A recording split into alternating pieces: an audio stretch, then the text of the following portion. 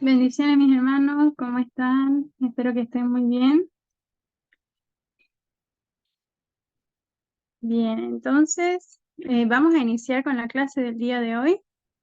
Y, a ver, antes de iniciar, voy a anotar a los que están ahorita presentes en la clase como su asistencia. Amén, gloria a Dios. Buenas noches, hermana. Buenas noches, hermanos.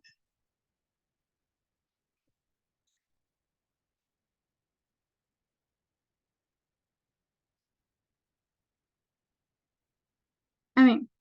Entonces, hermana Herminia, ¿será que podría iniciar la clase con una oración, por favor?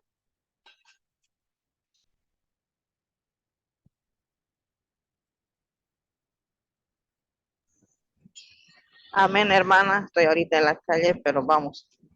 Gracias, Amén. Señor, bendito Padre Celestial, en esta noche, Señor. Te pedimos tu dirección y tu guía, Señor, para aprender tu palabra, lo que nos quieres enseñar. Y también darte gracias por la vida. Gracias, bendito Padre Celestial, en esta noche, Señor. Queremos entender lo que tu palabra nos dice. También y agradecernos a Dios por estar siempre con nosotros. Gracias, Señor. Lo pido en el nombre bendito del Dios amado Señor Jesús. Amén. Amén. Amén, gracias, hermana, gracias. Bien, entonces les voy a compartir mi pantalla y vamos a ir ya a lo que es, espérenme, vamos a ir a lo que es ya la clase.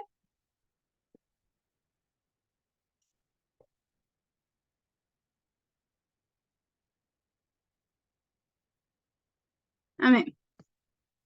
Entonces nos quedamos ayer en lo que es el tema número 3, la obra redentora de Cristo en la cruz. Vamos a terminar el tema número 3 y luego vamos a pasar con el tema número 4 y les voy a estar dando el orden en el que van a ir exponiendo la siguiente clase. Y ya al final les voy a decir cuáles van a ser como las reglas, ¿no? De cómo van a exponer. Entonces, bien, ahí si tiene su Biblia, la abre su Biblia igual, si no puede, no hay problema, cuando pueda, lo hace. Vamos a ver ahora lo que es la justificación y reconciliación en la cruz. El día de ayer estuvimos viendo lo que era el significado teológico de la crucifixión, estuvimos viendo lo que es la expiación y redención, la redención, y vimos también un video, ¿no?, que nos hablaba acerca justamente de lo que es la obra redentora de Cristo en la cruz, ¿no? ¿Qué fue lo que pasó? Más o menos como imágenes ilustrativas. Quizás en alguna de las clases se los he llegado a mostrar, pero como estamos en Cristología, no está de más como recordar ese evento, ¿no? Un evento que, como les decía ayer, marcó un antes y un después en la historia humana. Entonces, vamos a hablar ahora un poquito más acerca de la justificación y reconciliación en la cruz. La crucifixión de Cristo está intrínsecamente relacionada con la doctrina de la justificación y la reconciliación, ¿no? Hemos sido justificados por Cristo y reconciliados también a través de Él, ¿no? Por medio de Jesús. Entonces, la justificación significa que los creyentes son declarados justos delante de Dios debido a la obra de Cristo en la cruz, mientras que la reconciliación implica la restauración de la relación rota entre Dios y la humanidad. Entonces, ahí donde está, abra su Biblia en Romanos capítulo 5, versículo 8 al 11. Y quien lo tenga lo puede ir leyendo. Romanos capítulo 5, versículo 8 al 11.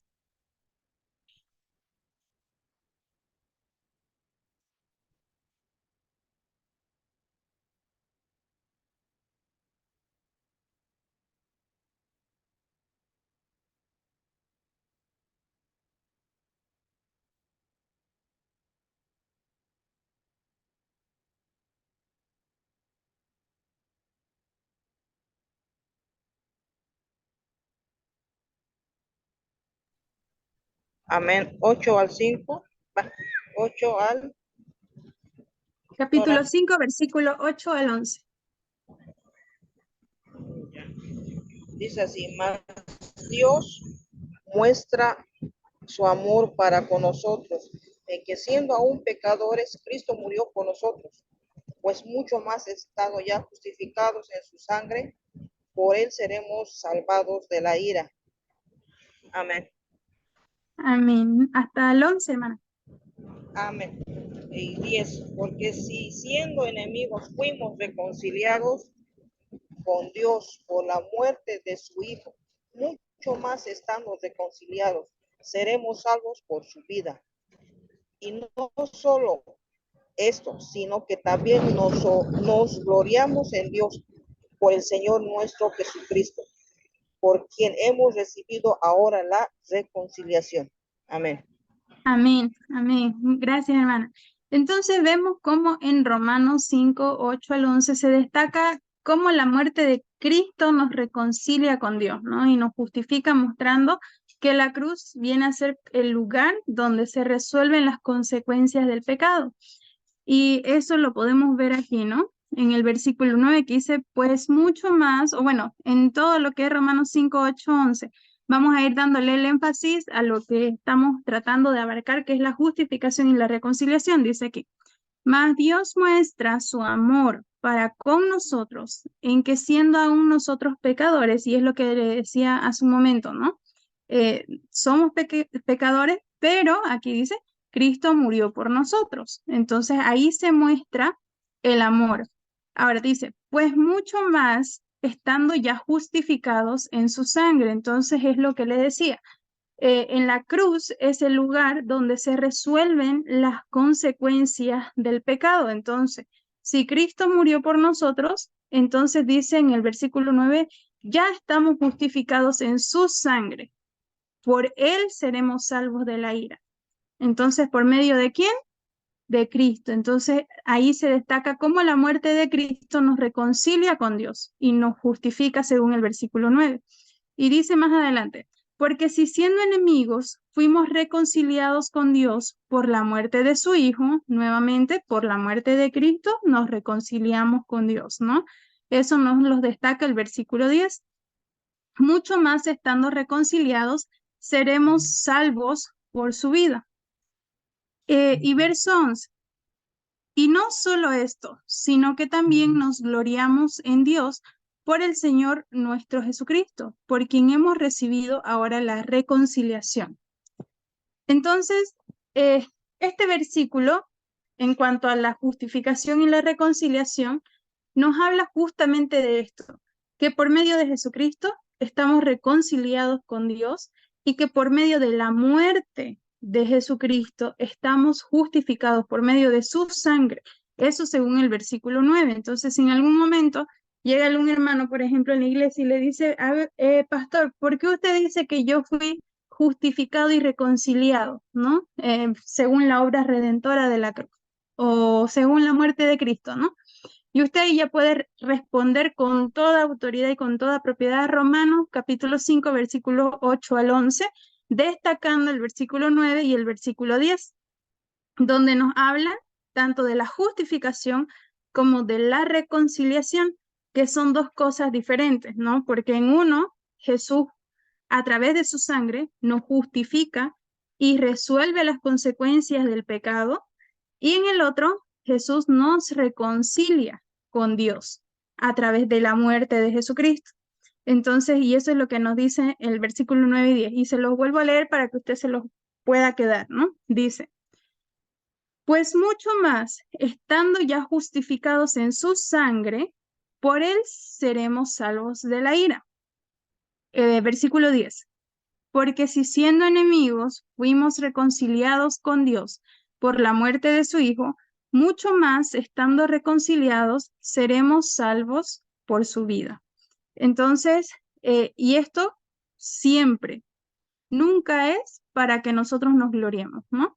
Dice, y no solo esto, sino que también nos gloriamos en Dios, nunca para gloriarnos nosotros mismos, sino para gloriarnos en Dios, por el Señor nuestro Jesucristo, por quien hemos recibido ahora la reconciliación. Entonces, Esta es la doctrina de la justificación y la reconciliación en la cruz, básicamente basado en Romanos capítulo 5, versículo 8 al 11. Entonces, para que usted lo pueda tener en cuenta, cuando estamos hablando de la obra de Cristo en la cruz, estamos hablando de justificación y reconciliación. Entonces, hace parte de lo que viene a ser la doctrina de la cristología. Y es muy importante que usted pueda dominar ese tema también. Ahora vamos a ver un poco de las implicaciones prácticas para la vida cristiana, ¿no? La crucifixión de Cristo en sí no solo tiene implicaciones teológicas, no solamente se trata de que es netamente teología, sino que de alguna forma transforma la vida cotidiana del creyente. La conciencia del costo del pecado en la cruz lleva a la gratitud y a una respuesta de amor y obediencia. Y esto, por ejemplo, en cuanto a la conciencia del costo del pecado en la cruz, lo podemos ver o lo podemos como tener mucho más palpable, por ejemplo, cuando estamos tomando Santa Cena y nos acordamos de esa obra que Jesús hizo en la cruz y que aunque no las merecíamos, aunque no hicimos nada para merecerla, no hicimos nada para ganarla, aún a pesar de eso, Cristo murió en la cruz. Entonces, esa conciencia que nosotros llegamos a adquirir de ese costo, de que Jesús no merecía eso, Jesús no merecía morir por nosotros pecadores, Jesús no merecía ser escupido, latigado, vituperado por nosotros. Era Dios, 100% hombre, no merecía. Sin embargo, nosotros cuando ya venimos a creerle, es cuando tomamos la conciencia de ese costo del pecado que Jesús pagó, algo que nosotros no podíamos pagar. Y hasta el día de hoy la única forma de que nosotros podemos decir, Señor, no tengo cómo pagarte, pero aquí está mi vida, ¿no? Entonces esa conciencia es lo que nos lleva a nosotros tenerle más gratitud y que podamos dar gratitud a una respuesta nada más de amor y obediencia, porque eso fue lo que hizo Jesús. Lo hizo por amor, Dios lo hizo por amor y Jesús obedeció y también por amor a nosotros. Entonces, la obra redentora de Cristo en sí motiva a los creyentes a que podamos vivir vidas santas y que podamos compartir la salvación con otros, porque muchas veces nos guardamos esto solamente para nosotros sin recordar de que esto nos fue dado por gracia, de que este evangelio no nos pertenece solamente a nosotros y a veces actuamos de forma egoísta y no queremos compartirlo con el de al lado o no queremos ni compartirlo con el vecino. O a veces cuando llegan personas nuevas ni siquiera queremos ser capaces de acercarnos y disipularlo y hablarle de la salvación, compartir el mensaje. Y hay gente que simplemente llega a la iglesia solo porque sí, porque les dio curiosidad. Y a veces somos tan egoístas en ese sentido que nos guardamos ese mensaje que en algún momento nos llegó a nosotros, esa esperanza que en algún momento se nos fue compartida por gracia, nos lo guardamos y dejamos de compartirlo. Entonces, cuando usted tiene esa conciencia del costo del pecado en la cruz y usted está realmente agradecido, usted va a ser capaz de dar de gracia lo que recibió de gracia. Y no tiene por qué cobrar ni un centavo por predicar este evangelio. Claro que el obrero es digno de su salario, pero cuando estamos hablando de evangelizar, la palabra no tiene costo, ni siquiera una oración, porque hoy en día estamos viendo mucho de eso en las vidas cristianas. A mí me ha tocado conocer hermanos que si no le pagan, no oran, que si no le pagan, no comparten la palabra, que si no le pagan, no sanan enfermos, que si no le pagan, no van a cantar y a ocupar su voz en la obra del Señor. Entonces, estamos teniendo un mensaje tergiversado de lo que fue la obra redentora de Cristo y nos estamos olvidando muchas veces de que esa salvación solo nos fue dada por gracia y que no tenemos por qué cobrar simplemente dar de gracia lo que recibimos de gracia. Y para esto quiero que abran su Biblia en Gálatas capítulo 2, versículo 20. Y quien lo tenga, dice amén y lo lee. Amén. Amén. Amén, hermano. Amén. Con Cristo estoy juntamente crucificado y ya no vivo yo, más vive Cristo en mí. Y lo que ahora vivo en la carne, y lo vivo en la fe del Hijo de Dios, el cual me amó y se entregó a sí mismo por mí. Amén. Amén. Amén. Entonces, Gálatas capítulo 2, verso 20, refleja esa conexión práctica, ¿no? Al destacar que los creyentes son co-crucificados con Cristo y que viven por la fe en el Hijo de Dios que los amó y se entregó por ellos. Entonces, cuando estamos hablando, por ejemplo, aquí el verso 20 dice, y con Cristo estoy juntamente crucificado y ya no vivo yo. Entonces, si usted ya no vive, ¿quién vive en usted? Cristo. Y si Cristo fue santo, si Cristo fue piadoso, si Cristo vino y dio de gracia, nosotros, ¿por qué no vamos a dar de gracia? Y estas son parte de las implicaciones prácticas dentro de la cristología. Dar de gracia lo que recibimos de gracia porque ya no vivo yo, más Cristo vive en mí. Y lo que ahora vivo en la carne, todo lo que pasamos ahora en la carne, lo vivimos en la fe del Hijo de Dios. Lo vivimos por la fe en el Hijo de Dios. Todo lo que pasamos sabemos que no obra para bien. Si estamos enfermos, sabemos que Cristo cargó nuestras enfermedades en la cruz del Calvario. Entonces, tenemos una esperanza que nos da seguridad en el Hijo de Dios, en Jesucristo. Y hay personas que esto no lo saben. Muchas veces damos por sentado que porque estoy en Latinoamérica ya todo el mundo sabe de Jesús. Hay personas que no tienen conocimiento de Jesús.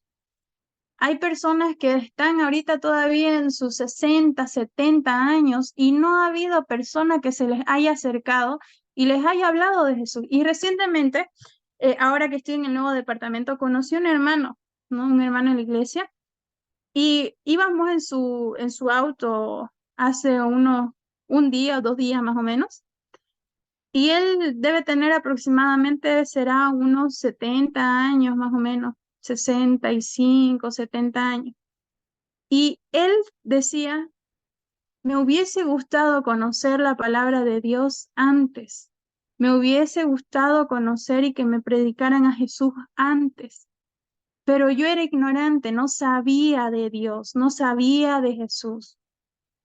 Entonces, cuando él dijo eso, yo dije, wow, más de 60, 70 años viviendo en esta tierra, y él dice que no hubo ni siquiera una persona que le haya compartido este mensaje. Y ahora ya siendo él ya una persona adulta, adulta mayor, él dice que él es adulto mayor, ¿no? Entonces, él ya siendo una persona adulta, venir y decir, me hubiese gustado que alguien me compartiera antes este mensaje. Y él se convirtió porque acá mi tía y mi mamá le hablaron del Evangelio, le hablaron de Jesús sin miedo, ¿no? Compartieron de gracia y dieron de gracia lo que un día recibieron de gracia. Y él siendo una persona, y les digo así, él es una persona aquí que tiene muchas influencias y que es muy adinerado y es una persona que en sus momentos antes de Cristo movía todo con dinero. Y él lo cuenta de testimonio. Entonces, siendo una persona así y que nadie se le haya acercado a predicarle de la palabra y que Dios haya usado la vida de mi tía y mi mamá recién en este tiempo, porque lo conocieron recién también, para hablarles de la palabra, nos da a entender de que nosotros como siervos, ministros, no estamos compartiendo de gracia lo que un día recibimos de gracia. Y eso es muy, digo yo, da lástima saber que aquello que se nos fue compartido un día de forma gratuita, no lo estemos compartiendo. Y digo todos porque nos meto a todos, ¿no? No lo estemos compartiendo con los demás. Nosotros ya no necesitamos más de esto porque ya lo sabemos, ya lo tenemos en nuestro corazón y ya está plantado, ya está arraigado. Pero hay gente que no tiene este mensaje arraigado y necesitamos tener estas implicaciones prácticas en nuestra vida cristiana, en nuestra vida cotidiana, para hacerles saber a los demás de que hay un Cristo que murió en la cruz y que por ende, por esa obra redentora en la cruz, hoy hemos sido justificados y hoy hemos sido reconciliados y que Él llevó todas nuestras enfermedades y mostró que la cruz es el lugar donde las consecuencias del pecado se resuelven. Entonces, darles una esperanza a aquellos que están sin esperanza. Y como conclusión del tema número 3, la perspectiva cristiana sobre lo que es la obra redentora de Cristo en la cruz nos destaca la profundidad de la gracia divina y la centralidad de la cruz en la salvación del creyente. La crucifixión es más un evento histórico. Es el acto supremo, se dice, de amor, ¿no? Que cambia vidas y proporciona esperanza eterna. Y desde esta perspectiva, la obra redentora de Cristo no solo es una doctrina teológica, sino la realidad transformadora que define la identidad y la misión del creyente cristiano. La cruz para nosotros es el punto de encuentro entre el amor inmerecido y la respuesta agradecida en la vida diaria. Y eso es lo que significa para nosotros la cruz. Si usted no sabía qué era lo que significaba la cruz, ahora lo sabe, ¿no? Es el punto de encuentro entre el amor inmerecido y la respuesta agradecida en la vida diaria. No es nada más en la vida de la iglesia, no es nada más mientras todos los ojos me ven, es en la vida diaria, en nuestra vida cotidiana, en la casa, en el trabajo, con los amigos, con las amigas, con los hermanos, en todos lados. Porque de esa forma, cuando encontramos ese amor no merecido, que nos dio salvación sin pedir nada a cambio, más que tengamos la fe en Él, que le creamos, entonces lo menos que podemos hacer como seres humanos es estar agradecidos con Él y agradecer con nuestras vidas. Y en el momento que le dijimos sí a Jesús, estuvimos declarando prácticamente lo que nos decía Gálatas 2:20, ¿no? Ya no vivo yo, mas Cristo vive en mí. Entonces, eso es lo que nosotros declaramos y eso es lo que nosotros creemos al hablar de la obra redentora de Cristo en la cruz. Y ya a partir de aquí vamos a entrar a lo que es el tema número 4. Y vamos a hablar un poquito aquí ya sobre lo que es la resurrección de Jesucristo, porque este viene a ser un fundamento de la esperanza. La resurrección de Jesucristo en sí es un elemento central, ¿no? Como les decía en los temas anteriores, un elemento central en la cristología y que marca también un punto crucial en la historia de la redención. Y en este análisis que vamos a ver ahorita, que son de 4 puntos también, vamos a estar viendo o vamos a estar más bien adentrándonos en la perspectiva sobre la resurrección, explorando su fundamento bíblico, su significado teológico y las implicaciones transformadoras que tiene para la fe cristiana. Y vamos a ver un poquito del fundamento bíblico. Ahí vaya buscando en su Biblia, ahorita vamos a llegar, pero vaya buscando en su Biblia 1 Corintios 15:20. Y es que la cristología se basa firmemente en el fundamento bíblico de la resurrección de Cristo. Y los evangelios, Marcos, Lucas, Juan, ¿no? Nos relatan detalladamente el evento, destacando la tumba vacía, las apariciones de Cristo resucitado y la comisión dada a los discípulos también. Entonces vamos a leer ahora sí 1 Corintios capítulo 15, verso 20.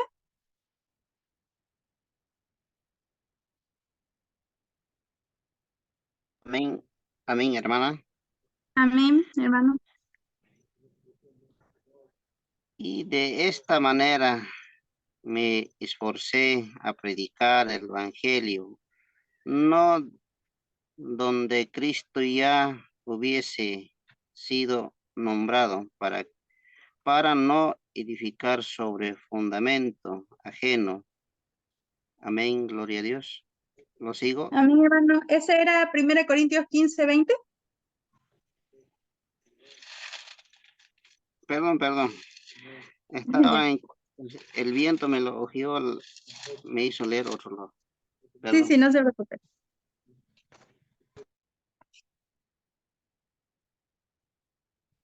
Ahí, si lo encuentra 1 Corintios 15:20, lo lee.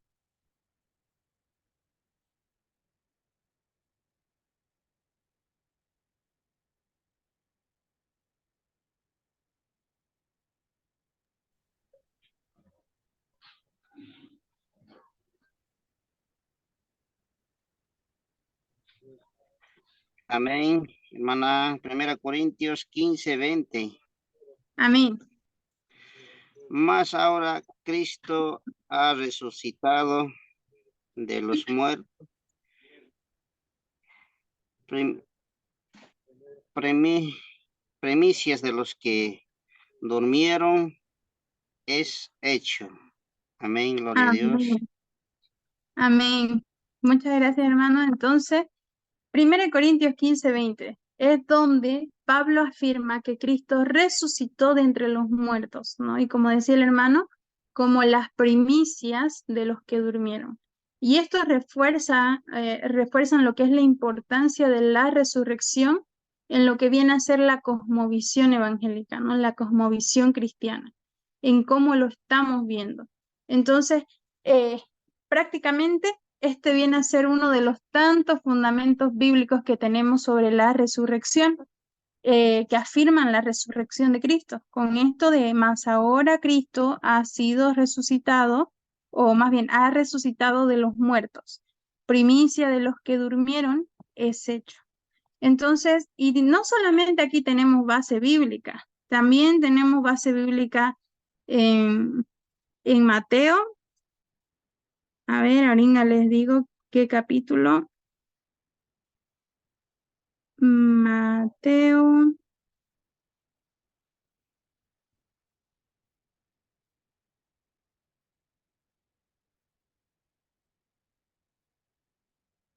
A ver, este es. Ya.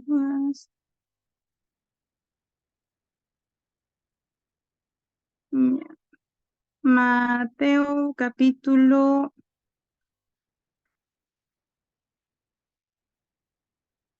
28.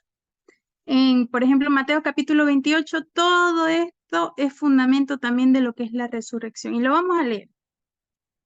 Dice, pasado el día de reposo, de nuevo, Mateo capítulo 28. Pasado el día de reposo, al amanecer del primer día de la semana, vinieron María Magdalena y la otra María a ver el sepulcro.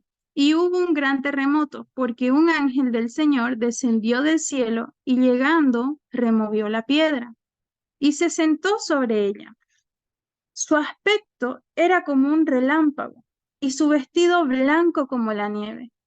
Y de miedo de él, los guardias temblaron y se quedaron como muertos, ¿no? No es que se murieron, solo se quedaron como muertos. Mas el ángel, respondiendo, dijo a las mujeres, no temáis vosotras, porque yo sé que buscáis a Jesús, el que fue crucificado. No está aquí, pues ha resucitado. Como dijo, venid, ved el lugar donde fue puesto el Señor.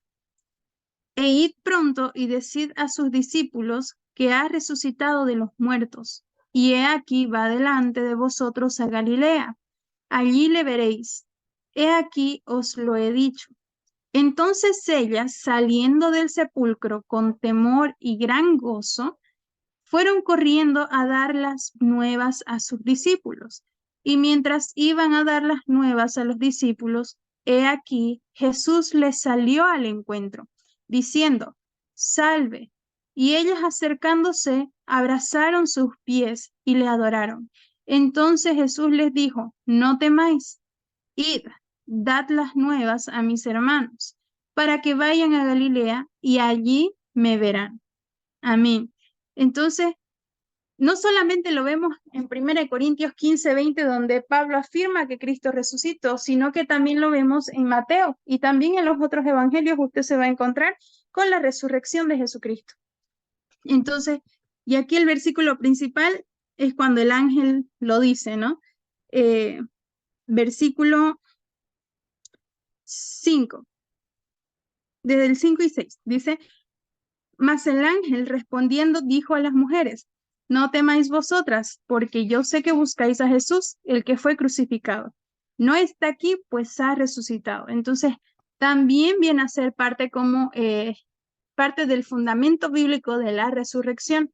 Entonces, hay mucho fundamento bíblico sobre la resurrección, pero aquí uno también de los principales, ya como testigo, es Pablo, ¿no? Pablo, donde él afirma que Cristo sí resucitó de entre los muertos.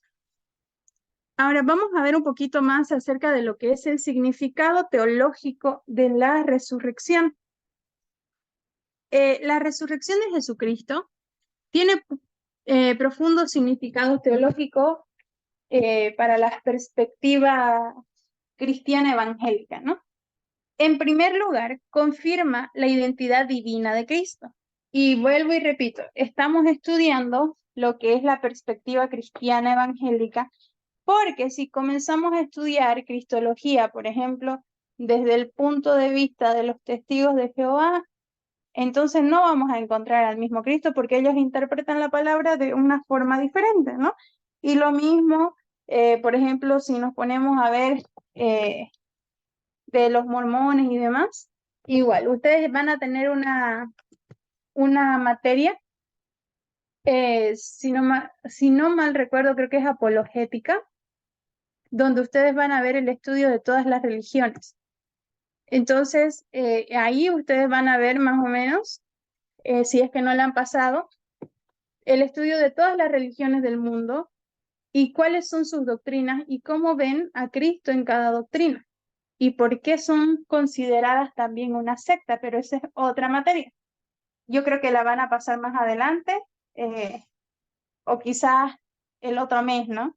No sé cómo estará su currículum o su pensum, pero de que la van a pasar, tarde o temprano la van a pasar. Pero por eso es que hago énfasis siempre en que estamos estudiando aquí la perspectiva cristiana, porque es la doctrina que nosotros manejamos siendo fieles creyentes de Jesucristo y de la obra redentora en la cruz.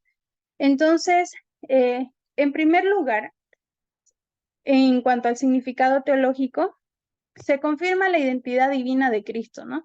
Demostrando que Él es el Hijo de Dios, que tiene poder sobre la muerte.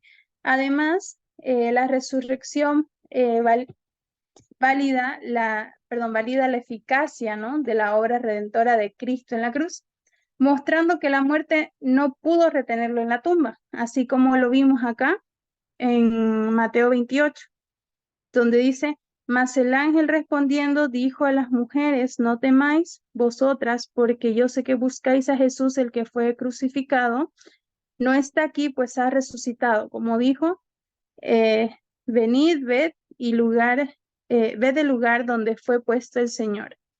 Entonces, después dice, ¿no? E id pronto y decid a sus discípulos que ha resucitado de los muertos. Entonces, Mateo capítulo 28 también puede ser nuestra base teológica para hablar de que la resurrección valida la eficacia de la obra redentora de Cristo, ¿no?, en la cruz, cuando Él mostró que la muerte no pudo retenerlo en esa tumba. Entonces, la resurrección viene a ser la garantía en la vida eterna para los creyentes, según el principio expresado en 1 Corintios capítulo 15, verso 17, que dice, si Cristo no resucitó, vuestra fe es vana, aún estáis en vuestros pecados. Y se los voy a leer también en la versión NTV para que ustedes puedan entenderlo quizás un poquito mejor. Ya, vamos a buscar Primera de Corintios, capítulo 15, verso 17. Dice, y si Cristo no ha resucitado, entonces la fe de ustedes es inútil y todavía son culpables de sus pecados. Entonces, eso es lo que se refería con, si Cristo no resucitó, vuestra fe es vana, aún estáis en vuestros pecados. Se refería a que nuestra fe viene a ser inútil, ¿no? Y que todavía somos culpables de los pecados.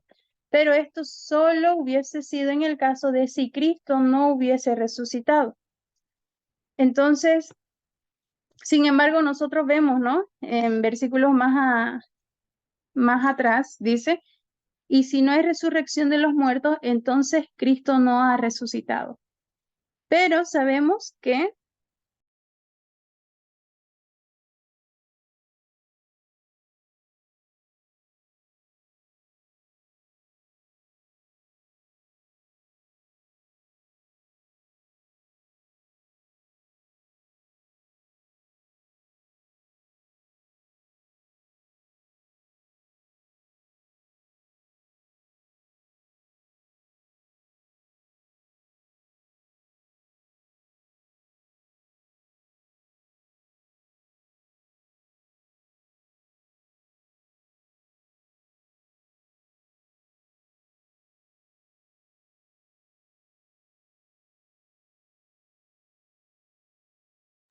Primera Corintios 15:20, según el fundamento bíblico que habíamos estado viendo. Entonces, ahora, como tercer punto, vamos a hablar un poquito acerca de la resurrección como anticipación escatológica. Y es que desde la perspectiva evangélica, la resurrección de Cristo también se conecta con la esperanza escatológica de la vida futura. La resurrección de Jesús es vista como la primera fruta de la futura resurrección de los creyentes. Y esto lo vamos a ver en Filipenses capítulo 3, versos 20 y 21.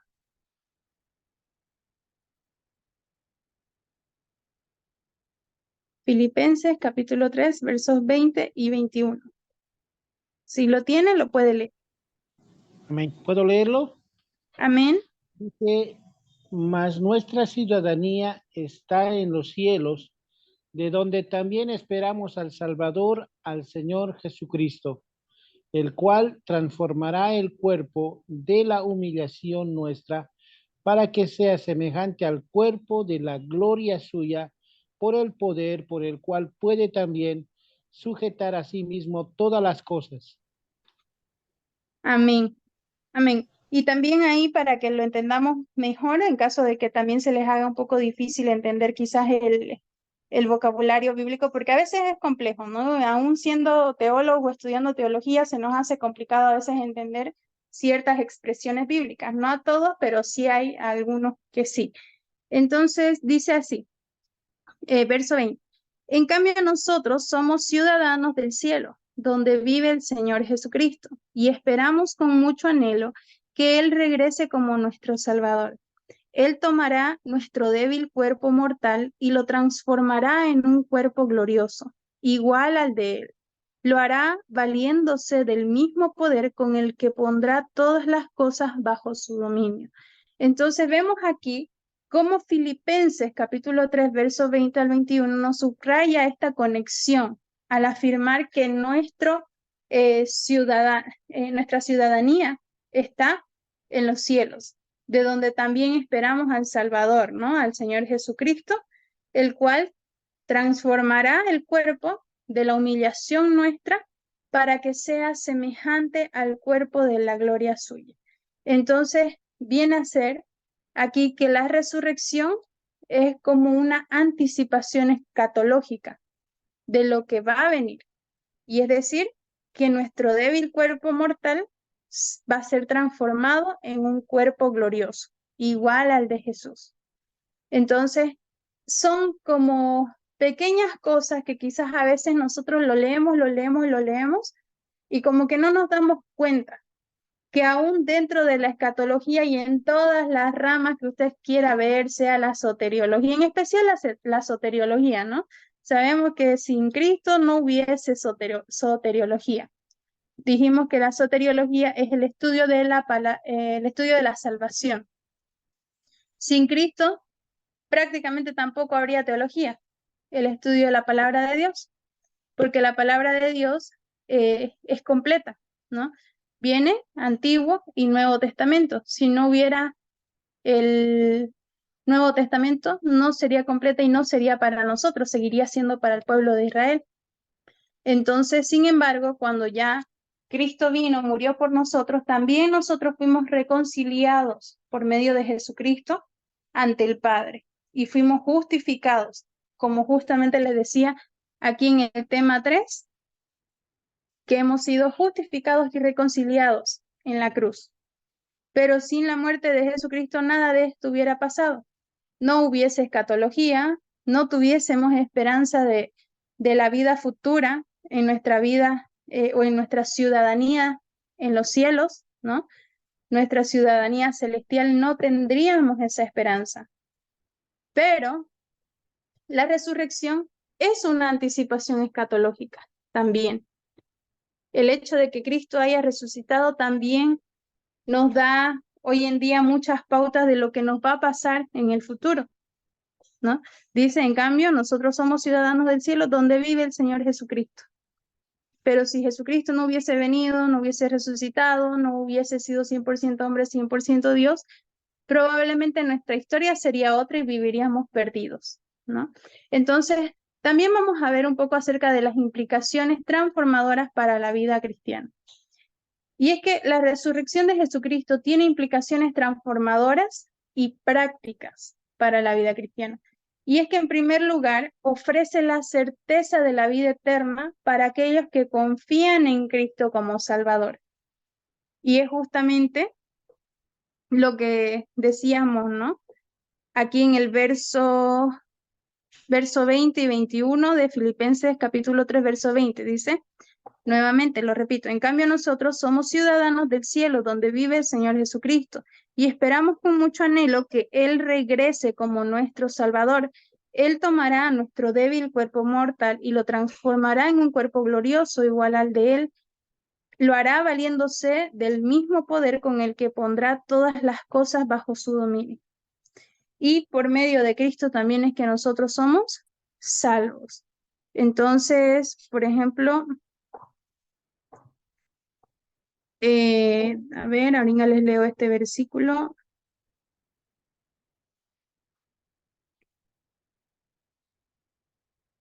Ya, versículo 7 del mismo capítulo.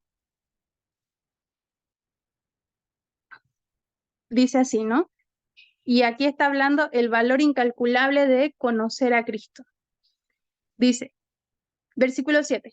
Antes creía que esas cosas eran valiosas, pero ahora considero que no tienen ningún valor debido a lo que Cristo ha hecho. Y aquí está hablando acerca de que era tan fanático, ¿no? Que persiguió a los cristianos y demás. ¿Dónde está? Aquí está. Versículo 8. Así es. Todo lo demás no vale nada cuando se le compara con el infinito valor de conocer a Cristo, Jesús, mi Señor. Por amor a Él he desechado todo lo demás y lo considero basura a fin de ganar a Cristo y llegar a ser uno con Él. Ya no me apoyo en mi propia justicia por medio de obedecer la ley. Más bien, llego a ser justo por medio de la fe en Cristo. Pues la forma en que Dios nos hace justos delante de Él se basa en la fe. Quiero conocer a Cristo y experimentar el gran poder que lo levantó de los muertos. Quiero sufrir con Él y participar de su muerte, para poder experimentar de una u otra manera la resurrección de los muertos. Y ya más abajo en Filipenses nos habla acerca de lo que es el avanzar hacia la meta. Entonces, prácticamente esta implicación transformadora en cuanto a la resurrección nos ofrece esa certeza, ¿no? para nosotros que confiamos en Cristo como Salvador. Y además la resurrección también nos impulsa a nosotros los creyentes que podamos vivir vidas transformadas por el poder del Cristo resucitado, buscando la santidad y participando también activamente en la misión de proclamar el Evangelio, justamente como veíamos en Filipenses capítulo 3, ¿no? Donde habla de que él dice que era tan fanático que perseguía con crueldad a la iglesia y en cuanto a la justicia obedecía a la ley al pie de la letra, ¿no? Pero después se dio cuenta de que esas cosas no eran valiosas, a pesar de que antes él así las consideraba. No tenían ningún valor debido a lo que Cristo había hecho. Entonces, y así es como nosotros vemos hoy la vida cristiana también. Por Cristo es que hoy ya no creemos en que tenemos nosotros que para ser salvos matar un becerro, ¿no? Ofrecer quizás unas cuantas palomas o sacrificios de animales. Ya no tenemos que hacer eso. Ya hubo un único sacrificio que fue pagado con sangre en la cruz por nuestros pecados. Entonces, esto de la resurrección nos impulsa a que podamos tener vidas transformadas por medio de la resurrección de Cristo, ¿no? Por el poder del Cristo resucitado, buscando siempre lo que es la santidad y participando activamente en esa misión de proclamar a aquel Cristo que fue crucificado. Nuevamente, como les decía hace un momento, proclamando y dando de gracia aquello que de gracia. Su evangelio. ¿Por qué nosotros no podemos hacer lo mismo por otras personas? Dar de gracia lo que un día recibimos de gracia. Y no nos cobraron ni un centavo. No nos dijeron, tiene que pagar tantos dólares o tantos bolivianos para poder ser salvo. No, simplemente fue una salvación gratuita. Cristo se apiadó de nosotros y nos dio esa salvación. Y vamos a leer un poquito de Romanos capítulo 6, verso 4. Si lo tiene, lo puede leer.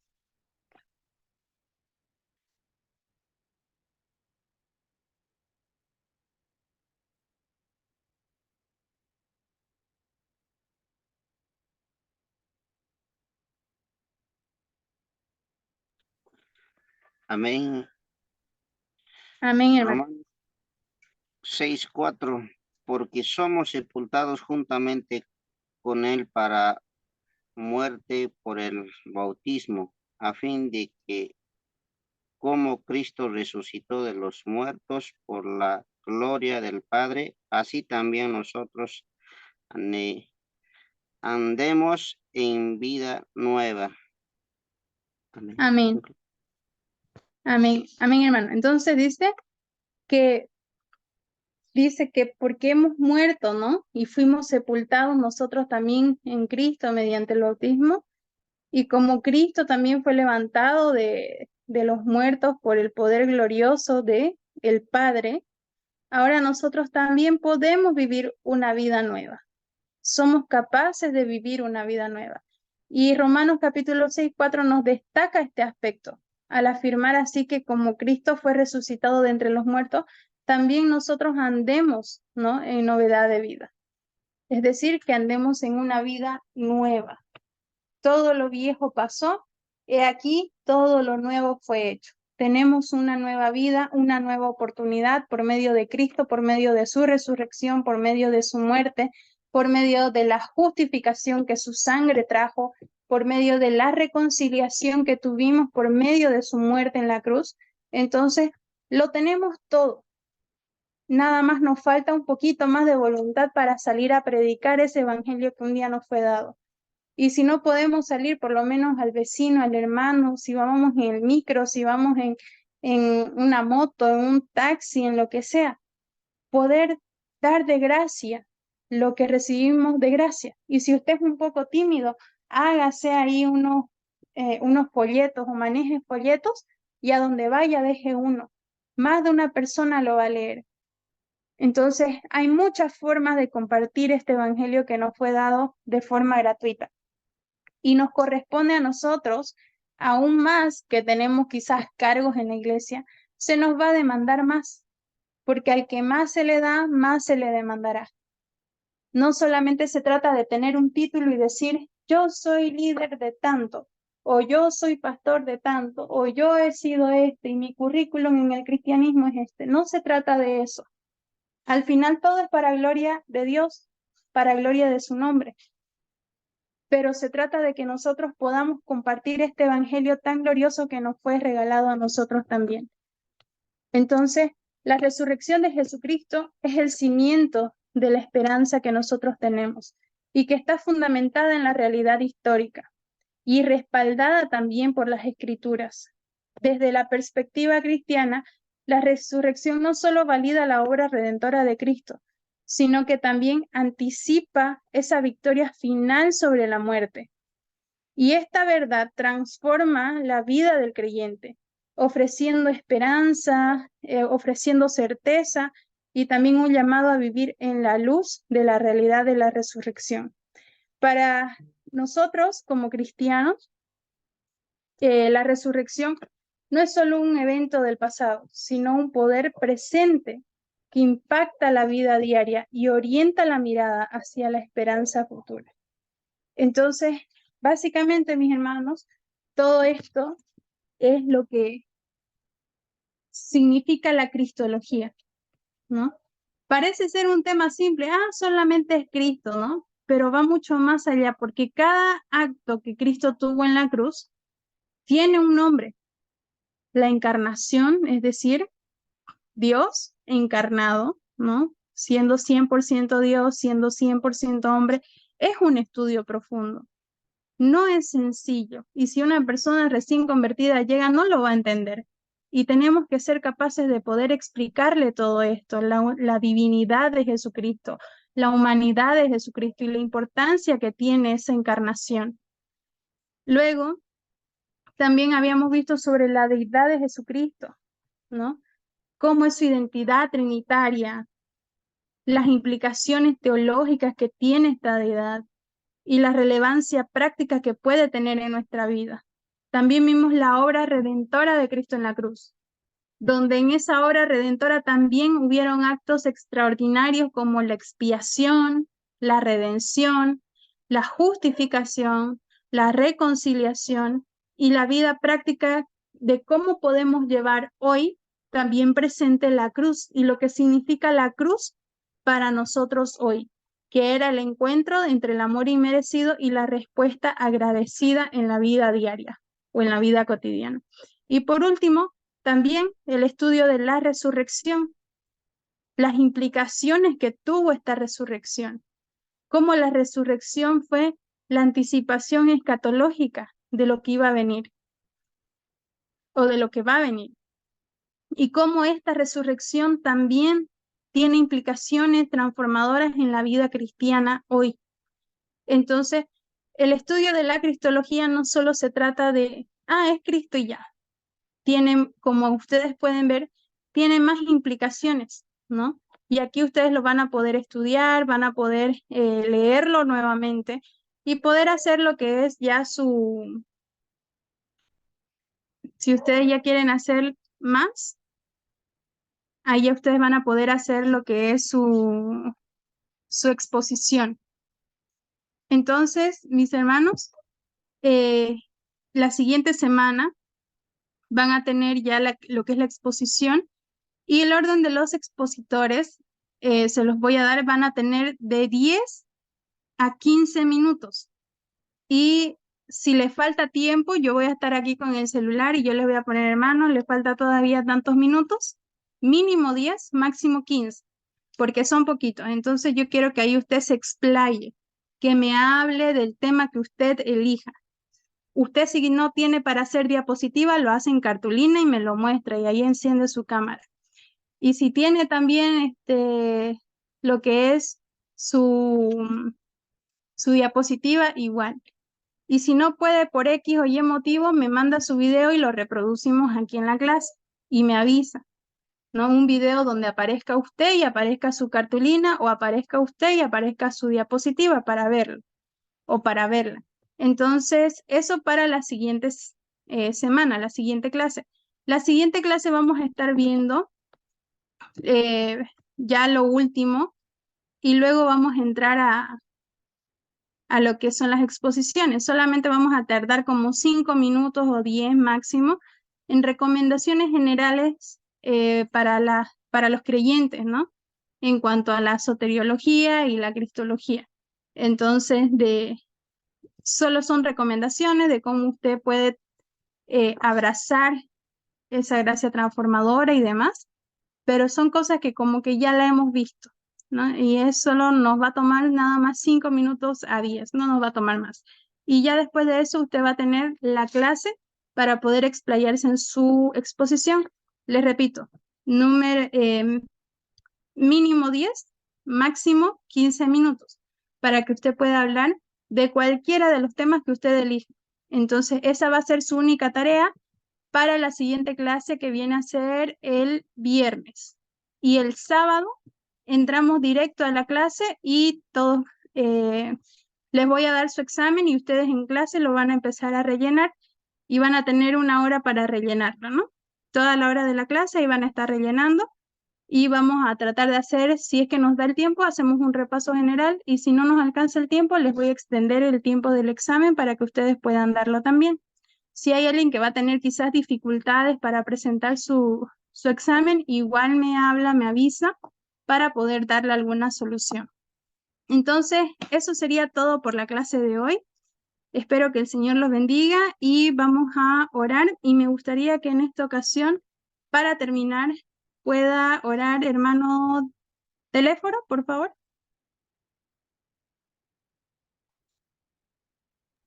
Amén.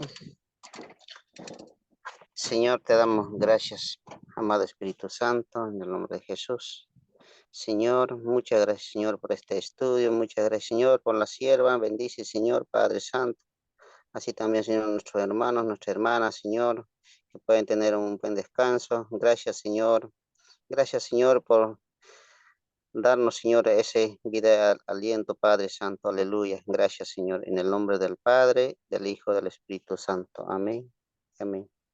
Amén. Que tengan una semana bendecida, mis hermanos, que les vaya bien y que el Señor los bendiga.